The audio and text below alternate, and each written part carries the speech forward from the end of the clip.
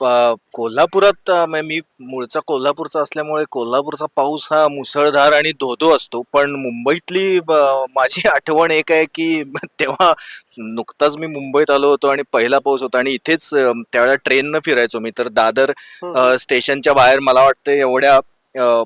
कमरेच्या थोडं खाली पाणी होतं आणि मोबाईल फोन आणि वॉलेट वगैरे असं घेऊन, असं वरती घेऊन, छत्री घेऊन ते मग आत स्टेशनवरती गेल्यानंतर इतकी तुडुंब गर्दी स्टेशनवर, ट्रेन्स लेट होत्या आणि तेव्हा ठाण्याला मी माझ्या एका काकाकडे राहायचो. तर सेंट्रल लाईनच्या ट्रेन्स या कॅन्सल झाल्या होत्या आणि मला आठवतंय इतकी म्हणजे इतकी गर्दी होती. हो.